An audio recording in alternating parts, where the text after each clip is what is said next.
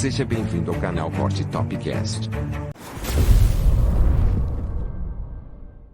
Pegando um acontecimento que a gente teve há pouquíssimo tempo. Você falou de tokenização da economia. Esse vai ser o dinheiro privado. Fala um pouco disso, de maneira geral, conceitual, que eu quero dar o exemplo do Paris Saint-Germain que eles fizeram. Tá, tokenização, simplificando aqui, tentando, porque também não é uma parada tão simples, né?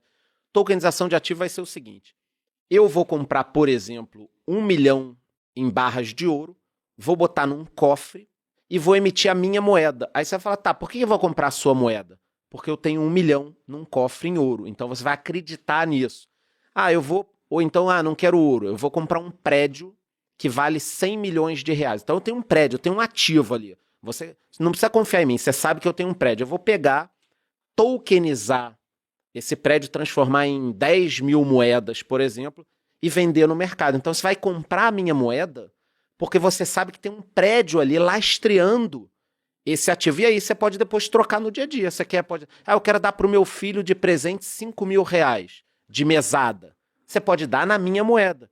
Mas a tua moeda tem valor por quê? Porque eu tenho um prédio ali que lastreia isso aqui. Já é melhor que o real, pô. Já é melhor que o real. Então você vai criar... Tem um negócio. Apesar da afirmação, mas... E assim, pessoal, isso já existe. Já existe. Então, o último exemplo que eu posso dar aqui, que vai ser Essa do ouro é a Pex Gold. E o último exemplo que eu vou dar aqui é um negócio que, cara, vai pegar nos próximos 5 anos, na minha opinião.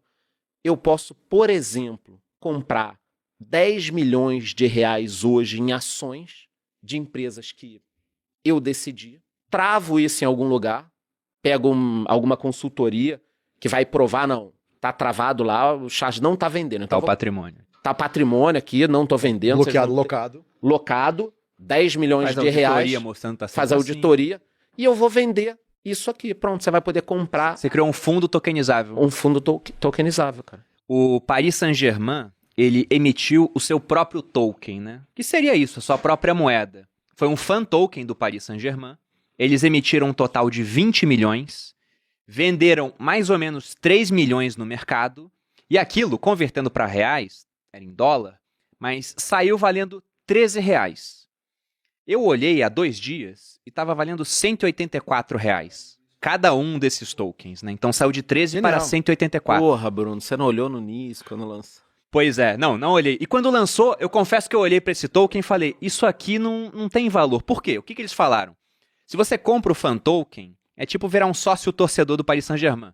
Você pode falar sobre qual a frase que vai estar no vestiário dos jogadores. Podia votar em algumas coisas do clube, Isso, etc. escolher música do estádio, o uniforme que vai usar. Coisa meio... Não era um jogador de futebol, por exemplo. Não, mas eles também dão Que alguns já tem. benefícios. Agora eles estão falando assim, ó. Você pode trocar um número de fan tokens para sentar no banco de reserva durante o jogo. Ou para ter uma chamada de aí é vídeo tenso. com o Messi, com o Neymar. Aí é sinistro. Puta, animal. Mas até aproveitando o Messi, o que o Paris Saint-Germain fez? E nisso a minha cabeça fez assim, ó, explodiu. Eu falei, caramba, agora sim eu vi como esse negócio é interessante. Há pouco tempo, o Paris Saint-Germain contratou o Messi, a peso de ouro, um jogador caríssimo.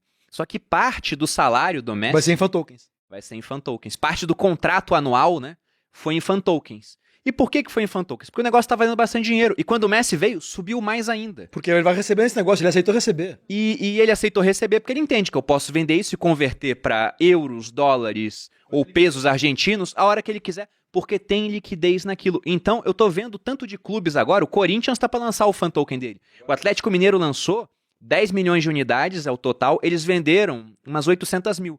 Só que quando o cara vende, por exemplo, 800 mil a R$1, acho que vendeu a 10 reais até, mas se vende a R$1, ele ganhou 800 mil na hora, e os outros 9 milhões e 200 mil que ele não vendeu, tá em tesouraria valendo R$1 na marcação a mercado. Então os caras, do nada, no caso do Paris Saint-Germain, eles criaram um valor assim, Putativo.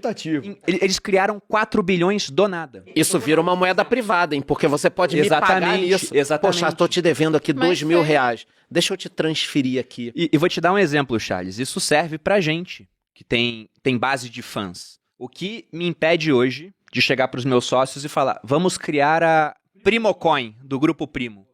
A gente cria 10 milhões de fan tokens, coloca 1 milhão para negociar no mercado, aí sai a R$1 cada um. Então, pegamos 1 milhão e tem 9 milhões com a gente. Usa esses 9 milhões, por exemplo... Pra pagar o Finclass, pra pagar uma palestra, um evento. O cara assinou a Finclass, né? Ele tá entrando todo dia.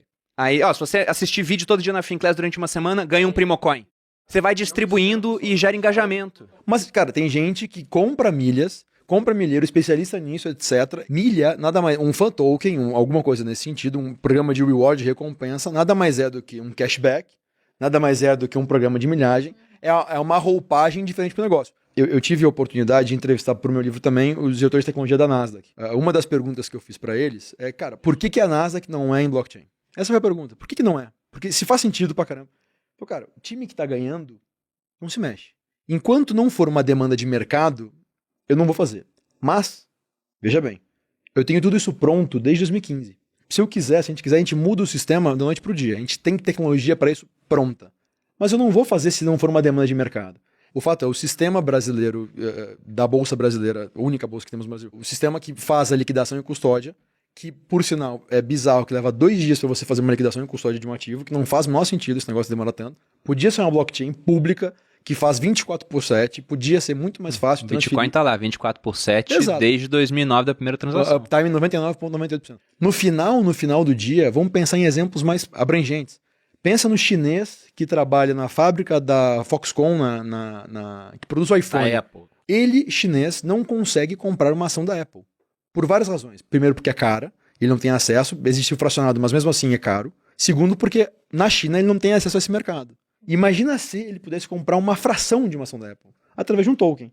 E pudesse ele pegar com o salário dele, que ele ganha, comprar e globalmente fazer isso. Vou te dar até um exemplo dessa questão desse primo coin que eu inventei aqui agora, né? A gente vende 1 milhão no mercado, tem os outros 9 milhões, usa para remunerar a atenção das pessoas nas plataformas, e aí depois que a gente gastou os 9 milhões que a gente criou, como é que recompra? Fala 10 mil tokens, você tem meia hora de chamada de vídeo com o Bruno, por 5 mil senta para assistir os sócios com um baldinho de pipoca, você vai pegando. Aí eu te faço uma proposta, Charles, para você entrar no grupo primo. Aí fala, como é que é a proposta? Cara, você entra aqui, você vai ter tanto de participação e mais 500 mil primocoins. Aí você fala, poxa, mas quanto é que tá o primocoin? Tá 1,50. Você fala, realmente, vale a pena ganhar esse negócio. Então a gente faz uma negociação privada, onde não tem, por exemplo, a interferência do Estado, é só entre a gente. E como não é a moeda estatal, eles vão começar a cobrar imposto sobre a moeda que não é deles? Você pode até queimar a moeda. Você pode queimar para tirar liquidez do mercado. Então, é bizarras possibilidades que isso trouxe. E era aquilo que o Hayek falava da competição do dinheiro privado. Então vocês veem que o futuro é isso. É um dinheiro. Não é o Bitcoin, por exemplo. Vocês acham que, por exemplo, o Bitcoin hoje é aquela que é a criptomoeda mais valiosa. Mas se a gente fosse parar pra dar um salto no tempo, assim, o que vocês enxergam no futuro? Eu sou maximalista pra caralho em relação ao Bitcoin com cripto. Eu acho que ele pode ser uma grande reserva de valor. Eu também enxergo assim. Mas você enxerga ele sendo... Por exemplo, se me perguntar, Bruno, como é que você imagina o futuro daqui a 5 anos? Eu não vejo o Bitcoin sendo usado como meio de troca. Até pode ser uma opcionalidade. Você não vai nem querer vender, nem eu. Eu só vejo ele como... Você vai querer vender? Nem eu. Eu vejo ele como reserva de valor. Eu tô tentando fazer ele vender há anos já. Meu ponto em relação ao futuro é o seguinte. A tecnologia vai mudar o dinheiro e vai dar mais liberdade para as pessoas. A gente está vendo uma revolução tecnológica. Essa revolução é naturalmente tecnológica. Se a gente pensar no futuro, a criançada que hoje tem 4, 5 anos já está vendo, já não vê mais o dinheiro. Antes a criançada via papel, né? Não é nem mais o papel, era o plástico já, agora nem mais o nem plástico. E a criançada joga Fortnite, né? Um jogo que, porra, tá... Elas veem as moedinhas lá, né? Você já tem a moedinha do jogo, você já consegue, nos Estados Unidos, por exemplo, pedir Pizza Hut dentro do jogo e receber em casa. Você tem a lojinha da Pizza Hut, você consegue fazer isso, tá? E pagando com moedinhas do jogo, não pagando com dólares. Se você comprar roupa do jogo, armas do jogo, etc., ou coisas no jogo, acessórios, etc., pagando com moedas do jogo, e você consegue fazer isso comprando de qualquer lugar. A última fronteira que existe no mundo ainda é a fronteira monetária. Você voa para qualquer lugar hoje, rapidamente, em questão de algumas horas você está em qualquer país do mundo, em questão de algumas horas você fala qualquer idioma, se você fala inglês, você fala basicamente com o mundo inteiro, provavelmente. Os aplicativos do celular facilitam isso, então você tá na Rússia, não fala? Você Google, a gente fez isso na Copa do Mundo. Você joga o Google ali, você já consegue entender o que tá escrito e fala, e se comunicar, etc. E pode escrever, e daqui a pouco você vai conseguir botar um fone de ouvido em alguém e a pessoa vai ouvir e tradução simultânea. Aquela escola que o Elon Musk criou pros filhos, ele nem ensina idiomas contando com esse advento futuro de uma tradução simultânea. Por que diabo quem nasceu conhecendo isso vai aceitar a moeda do governante XYZ, do governo XYZ, de que ele não confia, de que ele não tem proximidade, se o que ele consome ele consegue pagar com Primocoin, ele acredita mais no Primocoin, em vocês, no grupo Primo. Já vai ser muito mais natural, né? É muito mais natural. No final, é muito mais evidente, é muito mais fácil, ela estimula o consumo de um item XYZ, faz uma campanha. Então, isso vai acontecer. Não, e tem um ponto interessante sobre isso, né? Porque A gente vive hoje a era da força das comunidades. Você pega, né, qual é a grande força que o influenciador tem? É mover uma comunidade junto com ele. E comunidade, se a gente for pensar... time de futebol, como você falou. Exato, for pensar até no passado, né? O que formava a comunidade? Era, por exemplo, certas crenças em comum, religiosas, ideológicas. Geografia era muito importante. Só que hoje, fronteiras geográficas não existem mais. Agora, uma cultura, um idioma, tudo isso cria comunidade. E tem, né, dentro da comunidade, também a questão da moeda. Comunidades usam moedas similares, né? Você fala de dólar, você pensa nos Estados Unidos. Fala de real, você pensa na gente. Peso em vários países com uma língua espanhola. Então imagina, nada é mais forte na criação de comunidade do que ter sua própria moeda. Isso pode vir a acontecer. O que você acha que vai acontecer no teu caso? Eu acredito muito nas questões baseadas em comportamento, né? Então, do momento que a gente fala, por exemplo, de clube, o Cruzeiro, por exemplo, tokenizou os jogadores de base. Sabe o que é isso? Se eles vendem um jogador, parte do valor vai para os detentores do tokens. Por alguns E anos. você pode fazer IPO de você mesmo. Por alguns anos. Então, você vai virar sócio de um negócio que é com um Você contrato pode fazer igual inteligente. você. O Bruno Perini pode pegar e fazer um IPO dele mesmo e falar, ó, agora você tem 10% da minha receita no ano. Se você acredita que o Bruno Perini daqui a 5 anos vai ter 1 bilhão de seguidores no Eu vou YouTube, fazer isso. eu vou comprar. Então, eu acredito que isso tudo possa acontecer, mas no final também, vamos pensar aqui, não é interessante ter uma base também única, às vezes, de liquidação como o Bitcoin? Para você ir e voltar, para você ter uma reserva. Eu acredito no poder libertador de tudo, mas eu não acredito, por exemplo, no fim total do dinheiro do Estado, ou no fim total do valor do ouro, no fim total do valor do dólar. Eu acho que são fases de transições, tem coisas que vão acontecer.